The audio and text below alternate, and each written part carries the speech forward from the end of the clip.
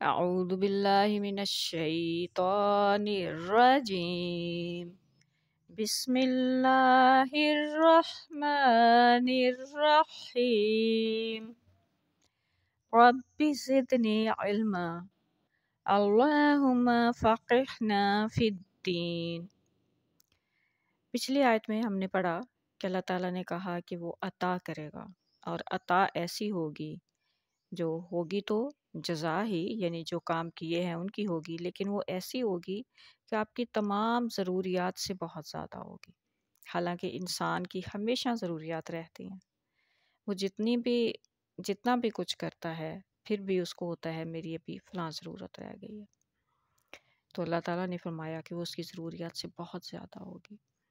इस आयत में अल्लाह ताला ने फिर जब अल्लाह ताला ने जज़ा का इतना ज़्यादा दे दिया कि जो कुछ आपने अमल किया था, तो इस आयत में अल्लाह ताला ने फिर रहमान का लफ्ज़ इस्तेमाल किया। तो जब पहले ही इतना काफ़ी दे दिया जो तमाम ज़रूरियात से ज़्यादा बहुत ज़्यादा है, अता कर दिया अल्लाह ताला ने। अता का लफ्ज़ जो है वो बहुत वसी है जज़ा से, जब देने से। तो यहाँ पे अल्लाह ताला ने इस आयत में रहमान का लफ्ज़ इस्तेमाल किया। तो अब रहमान के ज़रिए खुदा क्या देगा, आज की जो तफसीर है वो इसी के बारे में है। शुरू करते हैं। बिस्मिल्लाहिर्रहमानिर्रहीम।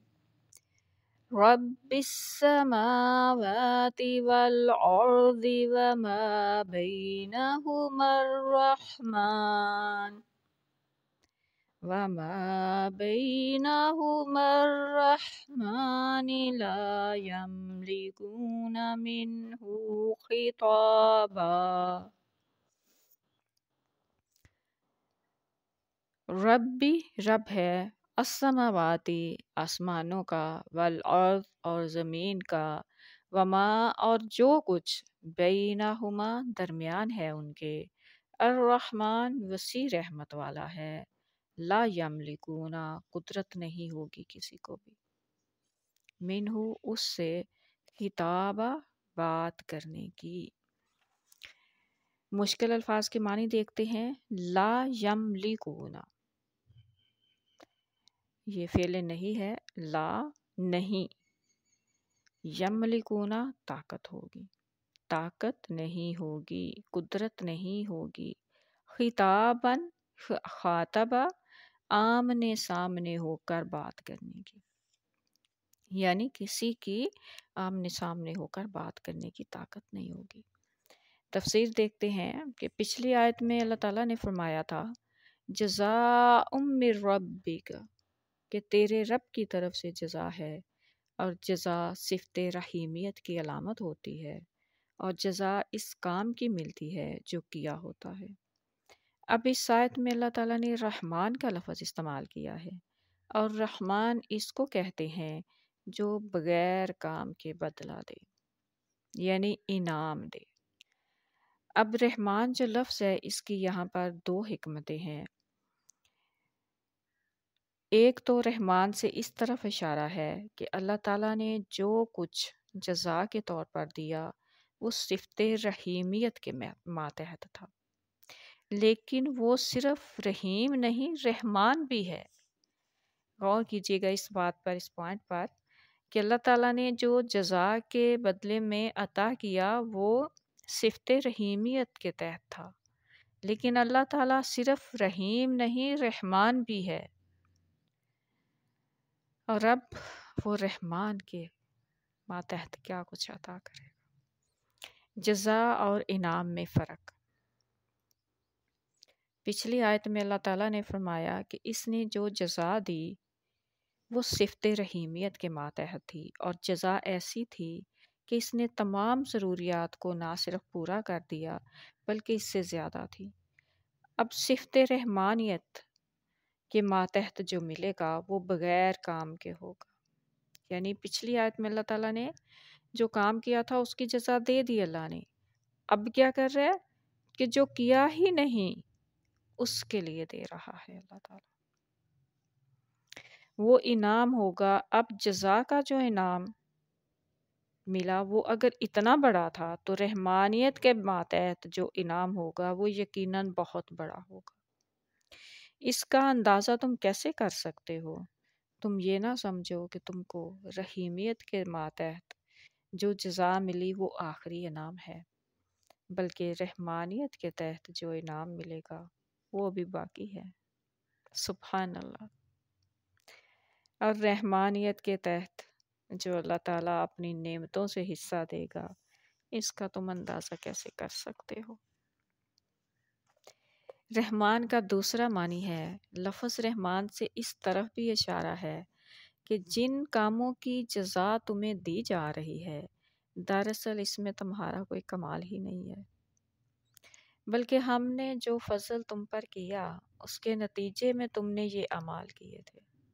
اگر قرآن کریم نازل نہ کرتے، اگر ہم اپنے کلام میں تمہیں اپنی ہدایت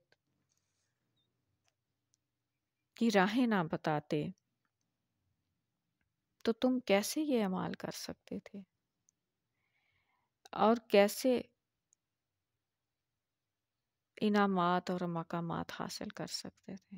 یہ قرآن ہی تھا جس نے رسول کریم صلی اللہ علیہ وسلم کو رسالت کے بلند ترین مرتبہ پر پہنچایا۔ صحابہ کرام، صحابہ رسول صلی اللہ علیہ وسلم نے بہت قربانیاں کی، یہ سب ہماری صفت رحمانیت کا نتیجہ تھی۔ جیسے فرمایا الرحمن علم القرآن، الرحمن کی آیت نمبر ہے کہ اگر رحمان خدا کی طرف سے قرآن نازل نہ ہوتا، اگر اس کی طرف سے تم پر یہ علوم اور معارف نہ کھولے جاتے تو تم کو وہ مقام کبھی حاصل نہیں ہوتا تھا جس پر تم آج پہنچے ہو۔ غالب نے اس بات کو اپنے شعر میں کچھ اس طرح سے بیان کیا ہے، جان دی ہوئی اسی کی تھی، حق تو یہ ہے کہ حق ادا نہ ہو۔ مطلب جن اعمال کے بدلہ میں ہم جزا کا لفظ استعمال کر رہے ہیں، اصل میں وہ تمہارے یہ اعمال اور پھر جزا ہماری صفت رحمانیت کا نتیجہ ہے۔ یعنی اگر اللہ تعالیٰ رحم نہ کرتا، رحمان نہ ہوتا تو ہم یہ اعمال ہی نہیں کر سکتے تھے۔ یعنی خدا تعالیٰ نے قرآن کی صفت رحمانیت، یعنی قرآن جو ہے وہ خدا تعالیٰ کی صفت رحمانیت کا نتیجہ ہے۔ اللہ تعالیٰ نے ہمیں نبی بھیجے ہمارے پاس اور اپنی کتابیں بھیجی اور قرآن بھیجا، تو وہ اس کی رحمان ہے، وہ اس کی صفت رحمانیت ہے۔ رب السماوات والارض کہہ کر بخشش کی وسعت کے امکانات کی طرف توجہ دلائی ہے کہ وہ رب زمینوں، آسمان اور جو کچھ بھی اس کے درمیان ہے سب کا مالک ہے۔ وہ جس کو چاہے یہ سب کچھ بخش سکتا ہے۔ لا یملکون منہ خطابا، دنیا میں تو انسان کا خدا تعالیٰ پر جو ایمان ہے وہ ایمان بالغیب ہوتا ہے، اس لیے اس میں خطاب کا کوئی سوال ہی پیدا نہیں ہوتا۔ لیکن آخرت میں بھی کوئی انسان اس کی اجازت کے بغیر اس سے گفتگو کرنے کی قدرت نہیں رکھتا، نہیں رکھے گا۔ اب یہاں پر ایک بات کہ ہم دعا کرتے ہیں تو کیا دعا خطاب نہیں ہے؟ تو یہاں پر یہ ہے کہ دعا جو ہے وہ خطاب نہیں ہے۔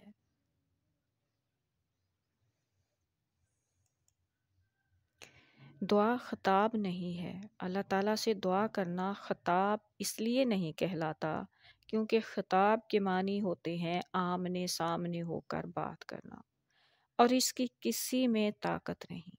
لا یملکون منہ خطابا، اللہ تعالیٰ کی صفت رحمانیت کی طرف اشارہ ہے اس میں کہ یہ ہمارا احسان ہے کہ ہم نے تم پر اپنا کلام نازل کیا، ورنہ کسی انسانی عمل کے نتیجہ میں کلام الہی نازل نہیں ہوا کرتا۔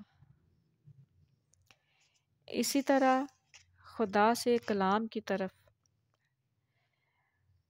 اشارہ ہے کہ یہ چیز اختیاری نہیں ہوگی، ورنہ یہ مراد نہیں کہ ایسا ہوگا ہی نہیں۔ ہاں، کسی انسان میں اس سے خطاب کرنے کی طاقت نہیں، وہ آپ جب فضل نازل کرنا چاہے نازل کر دیتا ہے۔ بس یہ بات بتا دی وَمَا بَيْنَهُمَا الرَّحْمَٰنُ إِلَّا لَيَمْلِكُونَ خِطَابًا، کہ یہ تمہارے بس اور طاقت میں نہیں کہ تم اس قدر ترقی کرتے جاتے، تمہاری ترقی کلام الہی کے نتیجہ میں ہے۔ اور کلام الہی کیا ہے؟ خدا تعالیٰ کی صفت رحمانیت کا نتیجہ ہے۔ یہ طاقت اور زور سے حاصل نہیں کیا جا سکتا۔ سبحان اللہ، کتنا رحیم ہے اور رحمان ہے وہ خدا۔ وآخر الدعوانا ان الحمد للہ رب العالمین۔